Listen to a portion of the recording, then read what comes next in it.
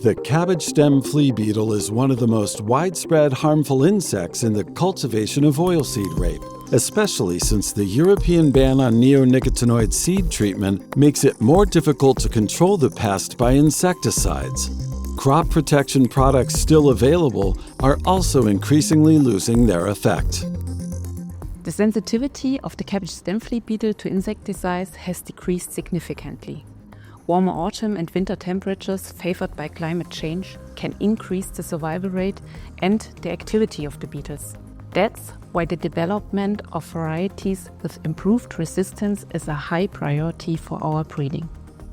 Some rapeseed plants are able to better protect themselves naturally against the cabbage stem flea beetle.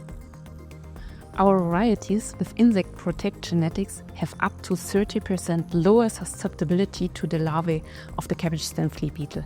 And especially the larvae cause great damage to the oilseed rape gland and can lead to high yield losses.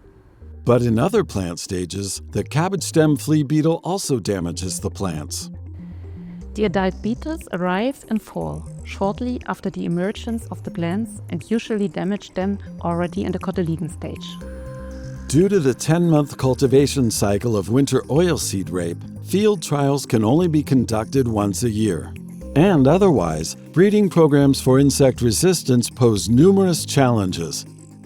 That is why KWS experts work together in an interdisciplinary manner to optimally combine different aspects of pest control. These include seed treatments, crop cultivation measures, and new breeding methods such as genome editing, which are used in basic research.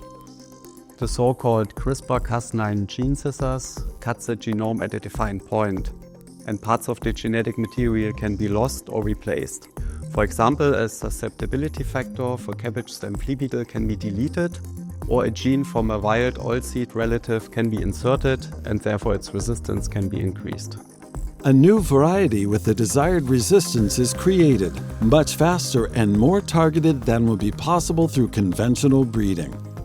The development of a variety usually takes 10 to 12 years. With the help of new breeding methods, this process could be much more precise and shortened by 20 to 30%.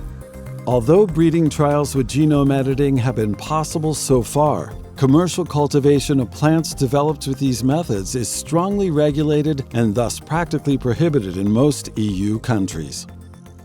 In the future, non-regulation under the GM regulation of plants that have been edited with gene scissors, only with species' own genetic material, could make it possible to take advantage of new breeding methods.